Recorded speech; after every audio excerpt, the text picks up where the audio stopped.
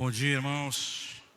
Graça e a paz do nosso Senhor Jesus Cristo estejam com vocês.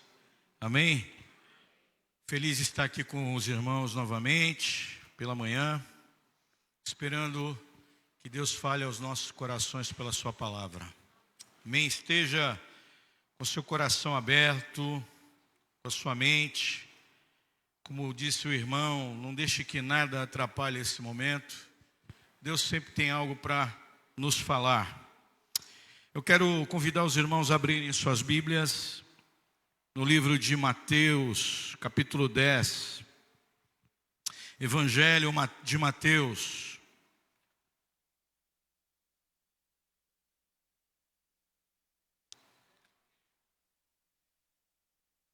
A partir do verso 34. Verso 34 até o 39, nós vamos ler esse texto e vamos pensar hoje aqui que a mensagem do Evangelho, ela exige decisão. Vamos repetir, todo mundo junto? A mensagem do Evangelho exige decisão. O texto que nós vamos ler diz assim: Jesus falando: não pensem que vim trazer paz à terra. Não vim trazer paz, mas espada. Pois eu vim para fazer que o homem fique contra seu pai, a filha contra sua mãe, a nora contra sua sogra. Os inimigos do homem serão os da sua própria família.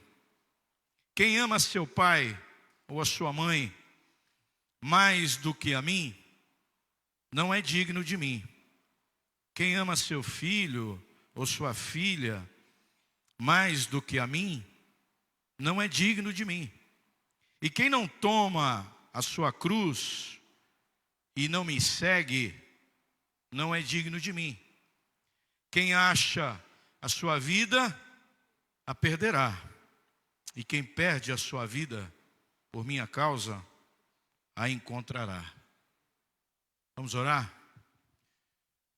Pai Santo, nós te agradecemos por tudo que recebemos até agora.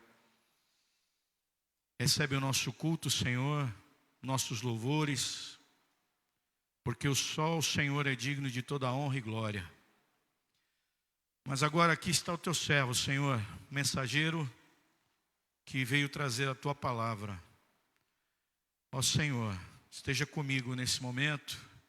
Teu Santo Espírito, Pai, possa falar as verdades que o Senhor deseja falar aqui nessa manhã.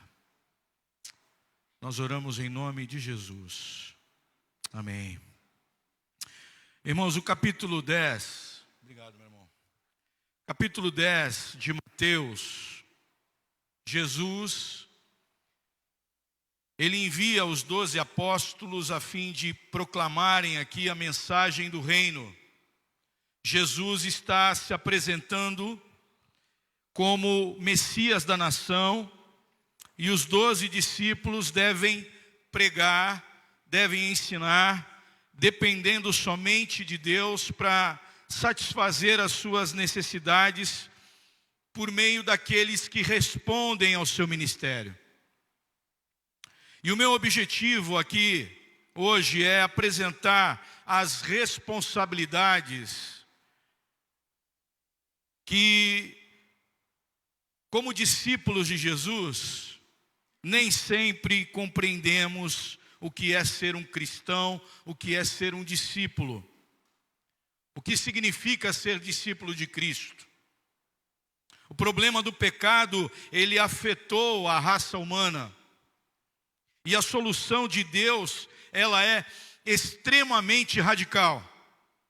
E Cristo apresenta a solução de uma maneira muito clara.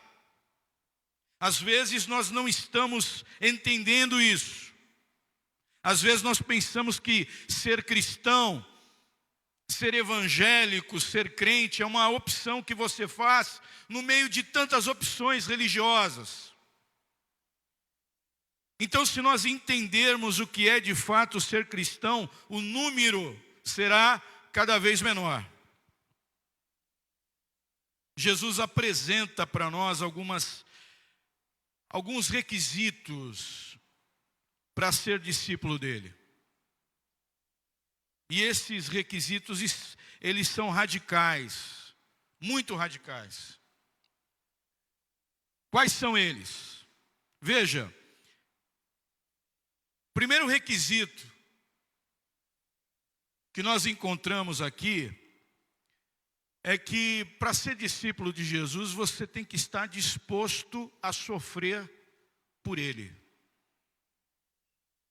Ou seja, sofrer por causa de Jesus. Se nós estamos achando que o cristianismo é uma opção para vivermos uma vida tranquila, nós estamos enganados. Porque o verso 34, ele diz o seguinte: eu não vim trazer paz. Não pensem que eu vim trazer paz à terra. Ele veio trazer o quê? Espada. Mas espera um pouquinho aí. Você pode estar pensando assim: pastor, isso é algo contraditório. Porque Jesus é o príncipe do quê? Da paz. Mas o que ele não quis dizer aqui nesse texto? O que Jesus não quis dizer? Veja, ele não veio fundar uma religião baseada na violência. Usar armas para converter os infiéis pela força. Não é isso que ele está dizendo. Ele não veio também pregar paz e amor, como faziam os hippies no passado. Jesus guru. Ele não veio também resolver todos os problemas do mundo. Agora, o que ele quis dizer aqui é que a forma como ele se apresenta causaria conflitos em cidades e em países. Por quê? Porque a mensagem que ele traz, a pessoa que ele é, quem ele representa, ele diz que ele é o Filho de Deus.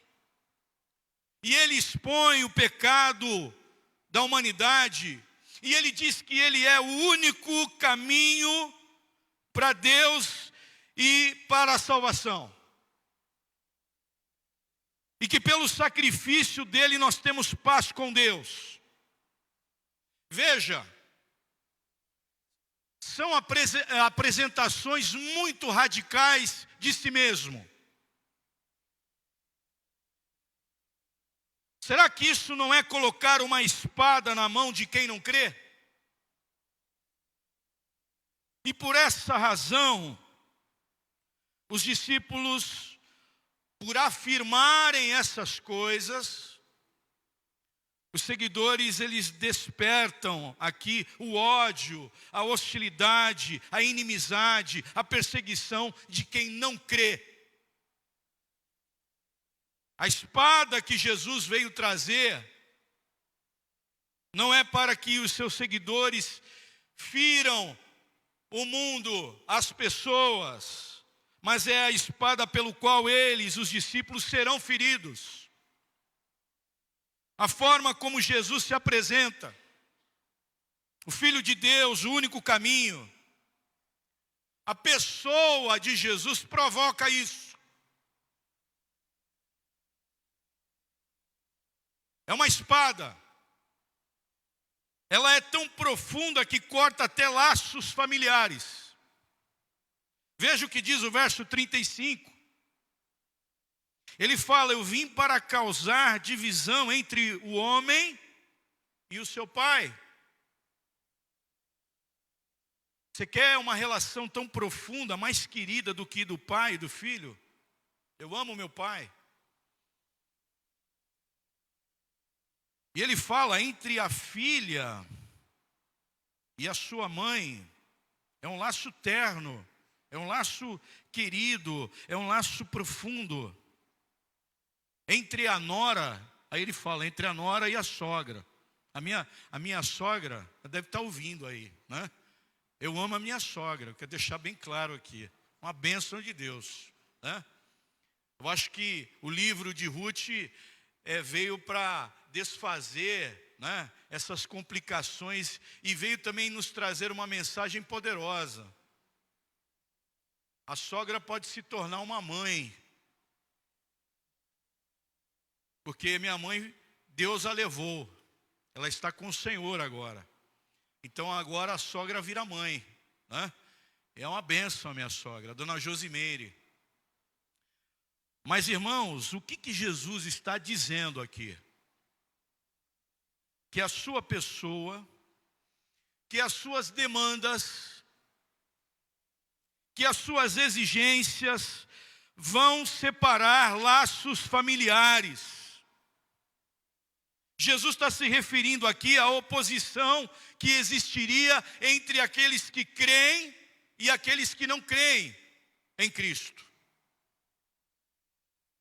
E a gente olha na história da igreja, por exemplo, que no registro dos mártires, na época do Império Romano, as pessoas eram entregues às autoridades. Por exemplo, as esposas entregavam os seus maridos, por eles serem cristãos, para que elas não fossem mortas, nem seus filhos. Então, a vida delas, para que pudesse ser preservada, entregava o marido.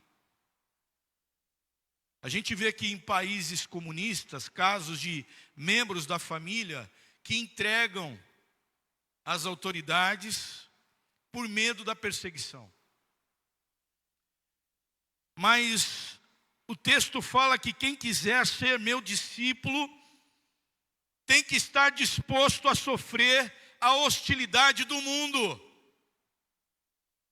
e até mesmo dos familiares. Observem aqui a radicalidade como o evangelho, irmãos, é demonstrado aqui. É muito diferente do evangelho de hoje. A mensagem do evangelho, ela exige decisão. Não é mais uma opção no meio de tantas opções religiosas que você tem hoje. Ou de mais uma opção que você vai fazer na sua vida. Não, o evangelho é algo radical, é muito sério. Se você achou essa demanda radical, a segunda é maior ainda. O verso 37 diz assim, olha o que diz o verso 37. Quem ama seu pai ou sua mãe mais do que a mim, não é digno de mim. Quem ama seu filho ou sua filha mais do que a mim, não é digno de mim.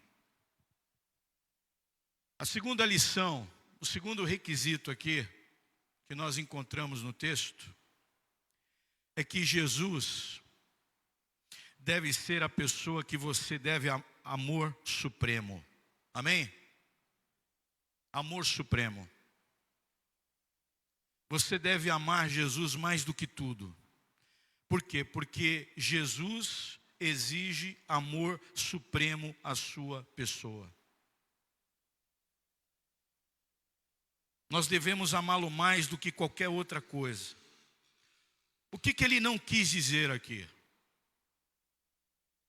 Ele não quis dizer que nós devemos deixar a nossa família, o nosso trabalho, as nossas responsabilidades, negligenciar as nossas obrigações. Por exemplo, havia uma seita no passado, seita dos meninos de Deus, uma seita antiga, que eles se apresentavam como irmãos em Cristo, mas eles deixavam tudo, deixavam as responsabilidades e iam morar em acampamentos. Uma seita religiosa. O que ele quis dizer aqui? Que os laços familiares, os laços terrenos, eles um dia vão passar. Pai, filho, mãe, filha. Mas o que vai prevalecer aqui é o seu relacionamento com Deus. Amém? Esse vai prevalecer. O nosso relacionamento com Deus é superior ao relacionamento familiar. No reino celestial, eu fico pensando, alguns irmãos da igreja vieram conversar comigo, porque a gente costuma dizer assim: ah, pastor, eu vou encontrar minha mãe lá no céu. Não tem problema nenhum, nós pensamos assim, né? Ah, eu vou encontrar meus parentes, a minha avó. Eu fico pensando um pouco diferente hoje.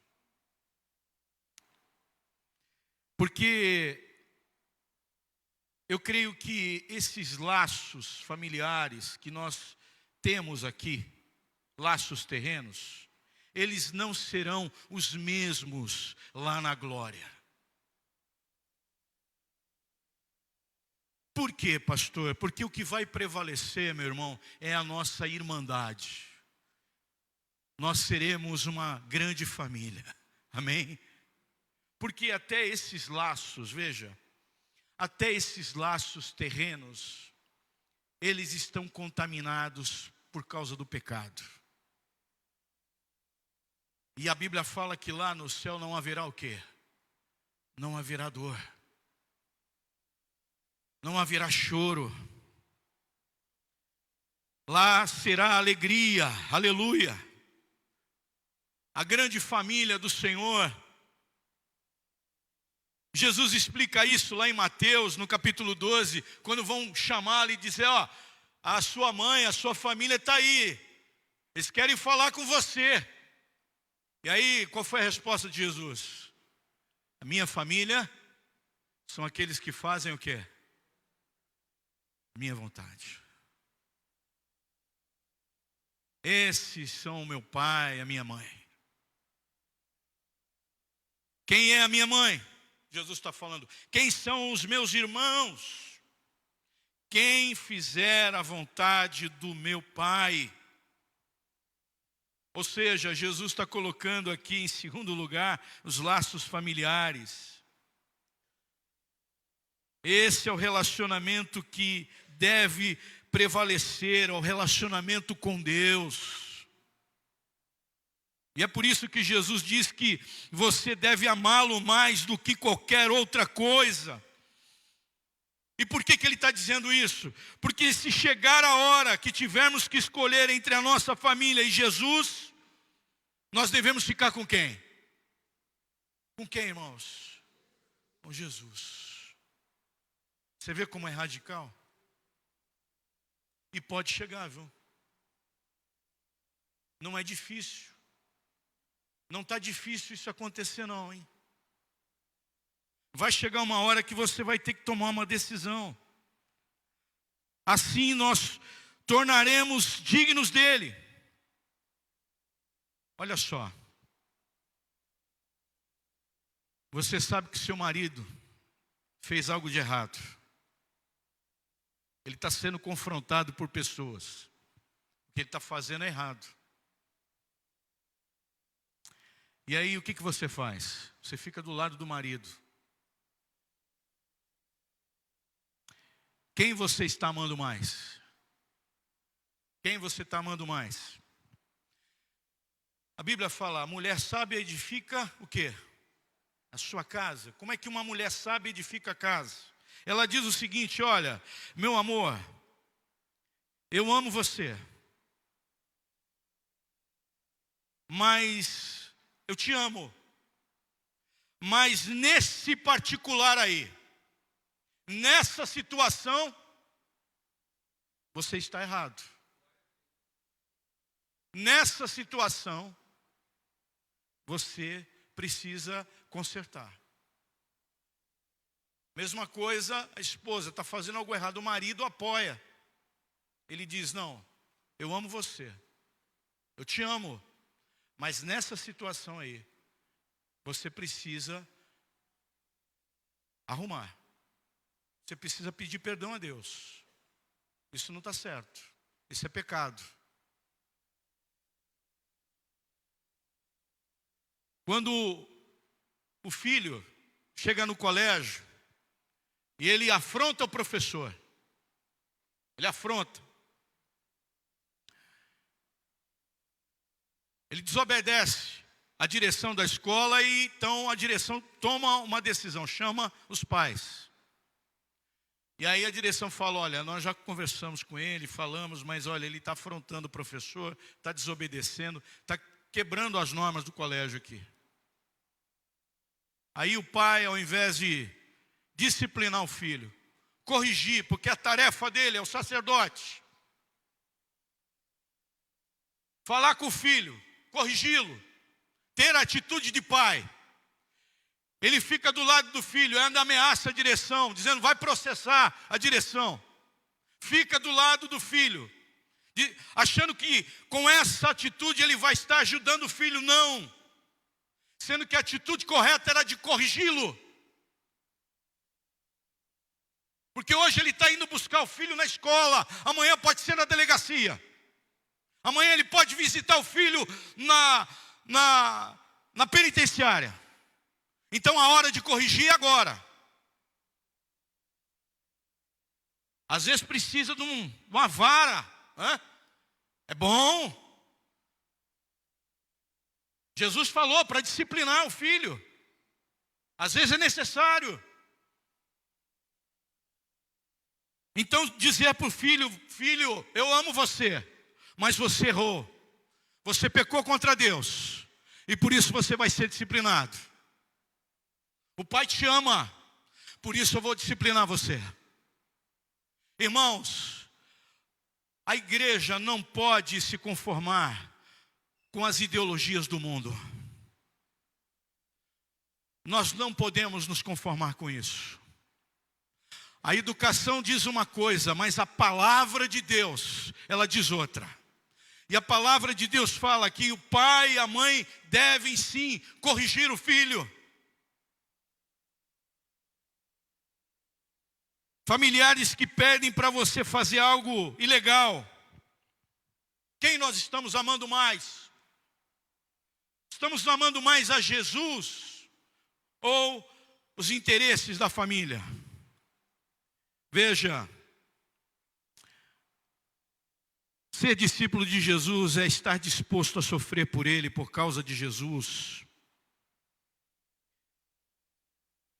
Jesus deve ser a pessoa que você deve amar e ter amor supremo, dar a Ele amor supremo. Terceira coisa, irmãos, nós devemos morrer para nós mesmos.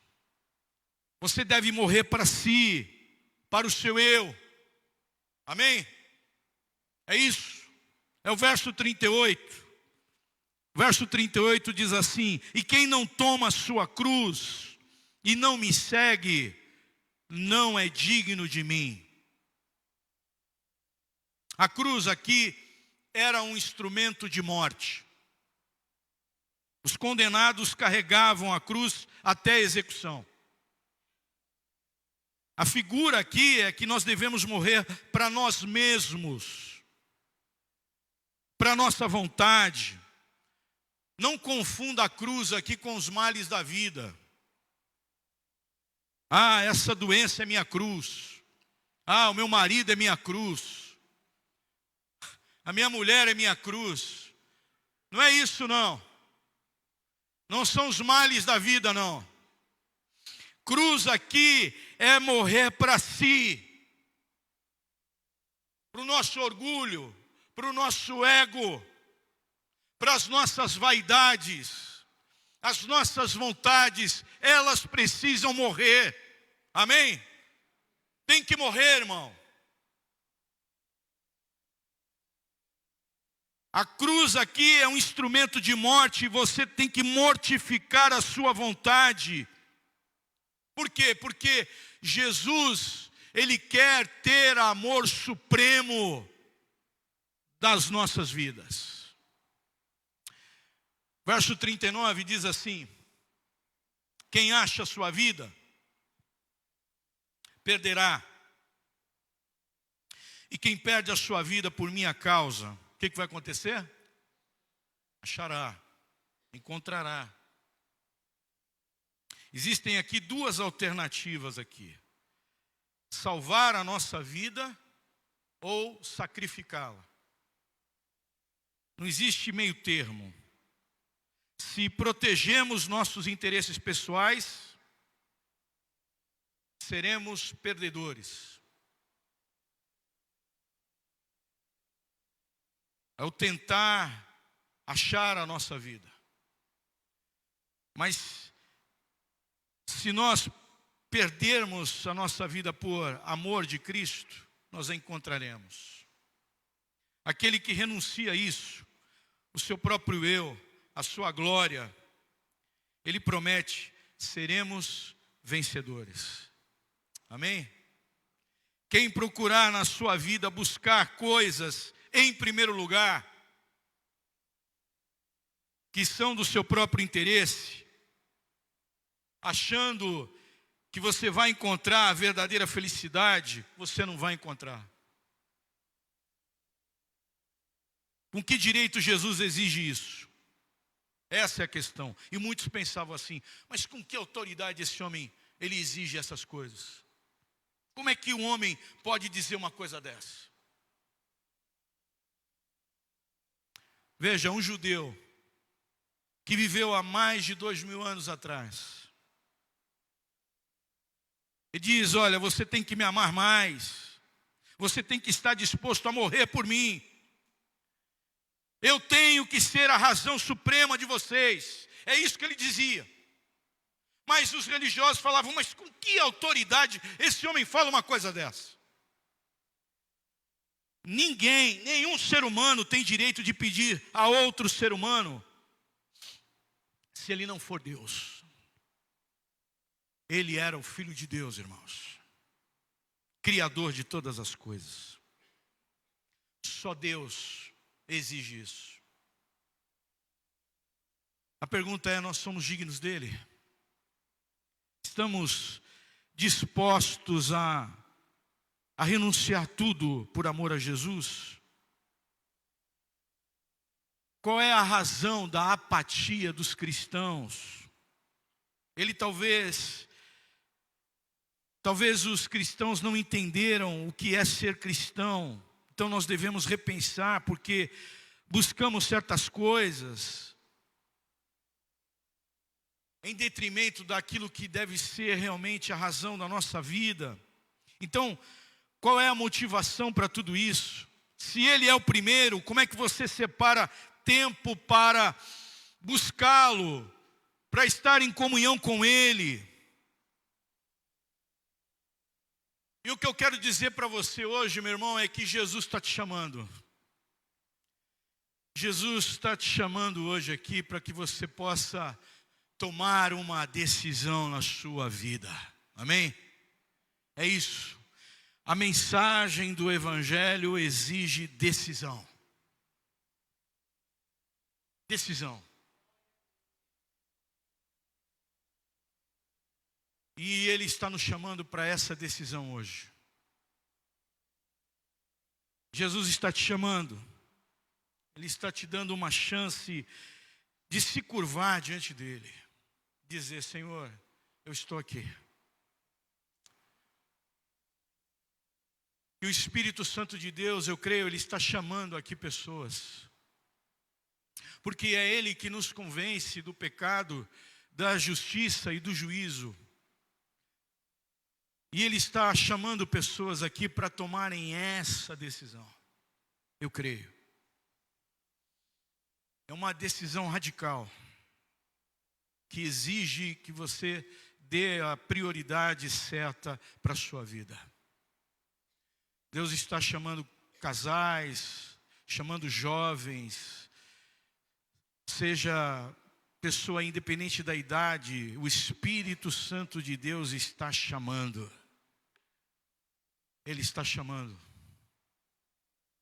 para que tomem essa decisão em suas vidas. Vamos orar, irmãos? Amém? Se você entendeu essa mensagem no seu coração, e você quer dizer: Senhor, eu quero tomar essa decisão na minha vida. Mesmo sentado no seu lugar, eu quero orar por você. E você pode dizer: eu quero. Alguém aqui que quer fazer isso hoje, que quer tomar essa decisão, eu quero orar por você. Alguém que quer fazer isso hoje, em nome de Jesus, que quer tomar essa decisão? Glória a Deus. Glória ao nome do Senhor. Glória a Deus. Há mais alguém que quer tomar essa decisão? Louvado seja o teu nome, Senhor. Você pode levantar sua mão e dizer: eu quero. Quero entregar a minha família, meus filhos, a minha vida nas mãos do Senhor. Alguém aqui? Quero orar por você. Vamos orar, irmãos. Pai de amor, Pai querido, nós estamos alegres, felizes, porque estamos reunidos no Teu nome.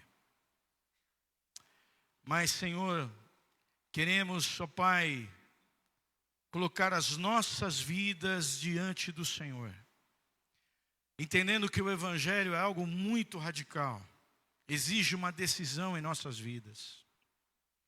Ó Senhor, ó Pai, quero apresentar essas vidas diante do Senhor, quero apresentá-las diante de Ti e dizer: Senhor, Pai, que elas continuem caminhando com o Senhor, que elas continuem permanecendo no Senhor. Pai, que o Senhor abençoe a vida dessa igreja, que o Senhor abençoe as famílias aqui, Senhor. E nós oramos a Ti, no nome de Jesus. Amém. Deus abençoe, irmãos.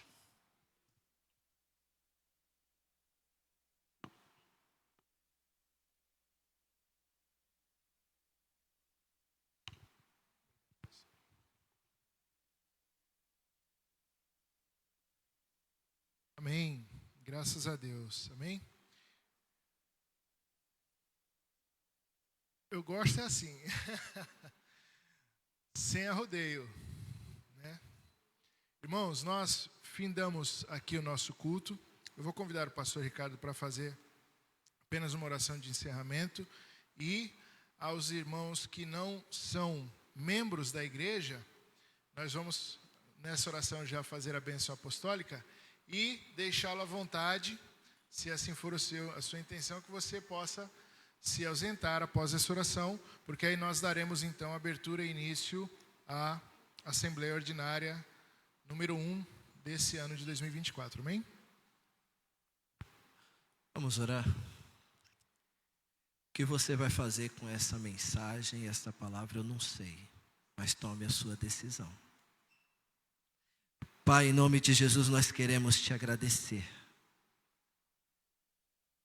Senhor, pela tua palavra, pelo teu servo que se colocou diante do Senhor para confrontar, desafiar, Senhor, cada um daqueles que o Senhor trouxe nesta manhã para ouvir o que o Senhor preparou para cada coração. Nós te damos graças e pedimos que a tua palavra cause um impacto, uma transformação tão especial. E assim nós saberemos, assim nós estaremos agradando o teu coração, fazendo o que é certo, amando o nosso Cristo, amando o nosso Salvador, em qualquer lugar e em qualquer situação, nos relacionando com quem quer que seja, mas a tua verdade permanecerá sendo o nosso guia, o nosso prumo, o nosso rumo.